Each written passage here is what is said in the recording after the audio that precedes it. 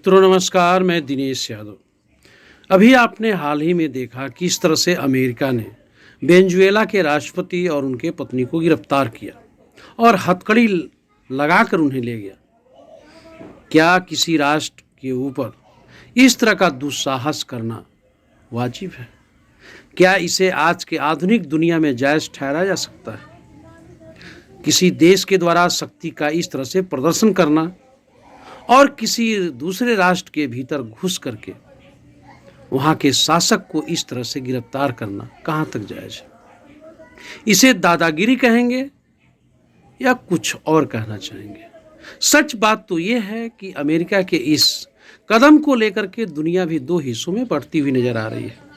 कोई इसे जायज़ ठहरा रहा है तो कोई इसे गलत बता रहा है।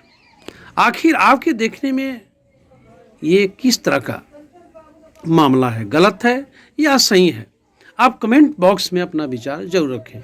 जब आप मौन होते हैं तो यह नहीं पता चल पाता है कि आप किसके पक्ष में हैं, गलत के पक्ष में हैं या सही के पक्ष में हैं। यदि आपको लगता है कि एक संतुलन जवाब होना चाहिए तो वो भी आपको कमेंट बॉक्स में लिखना चाहिए, क्योंकि कोई भी बात इसलिए कही जाती है कि समाज के व्यू को भी जाना जा सके। समाज का भी एक अपना विचार होता है। जब समाज बिल्कुल मौन हो जाता है तो किसी चीज़ के बारे में गलत सही का आकलन करना बहुत ही मुश्किल और पेचीदा होता है।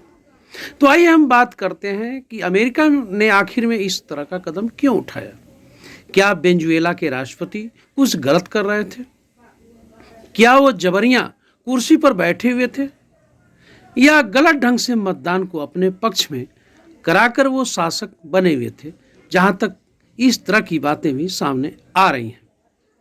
वहीं ये भी माना जा रहा है कि अमेरिका की दृष्टि वहाँ के तेल भंडार और अन्य जो कीमती चीज़ें हैं उस पर लगी हुई थी, जिसकी वजह से वो कोई न कोई आरोप लगा करके वेनेजुएला के भौतिक संसाधन को वो अपने अंडर में रखना चाहता था। आखिर क्या है वहाँ का आंतरिक मामला? लेकिन किसी देश के आंतरिक मामले में इस तरह से हस्तक्षेप करना और अमेरिका के द्वारा शक्ति का प्रदर्शन करते हुए वहाँ अटैक करके वहाँ के शासक को गिरफ्तार करना कहाँ तक जायज़ ठहराया जा सकता है? जब दुनिया इस तरफ बढ़ रही हो और सभ्य समाज और आधुनिक कहलाने के लिए आतुर हो, जब ये कहा जा रहा हो कि संयुक्त राष्ट्र की भी अपनी एक भूमिका होती है, आखिर में संयुक्त राष्ट्र कहाँ सोया हुआ है? या यह वक्त आ गया है कि जब सत्य और सच का कोई मतलब नहीं है शक्ति के आगे?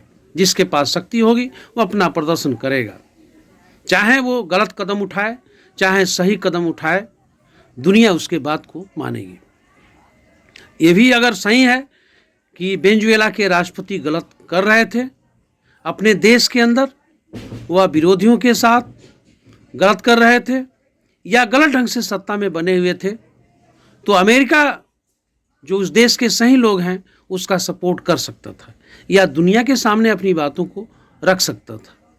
लेकिन बिना किसी बात को रखे और अचानक अमेरिका के द्वारा वेनेजुएला पर अटैक कर देना और वहाँ के राष्ट्रपति और उनके पत्नी को गिरफ्तार कर लेना दुनिया में कई तरह के शंकाओं को जन्म देता है और पूरे दुनिया के लोग अपने अपने ढंग से इस पर प्रतिक्रिया व्यक्त कर रहे हैं।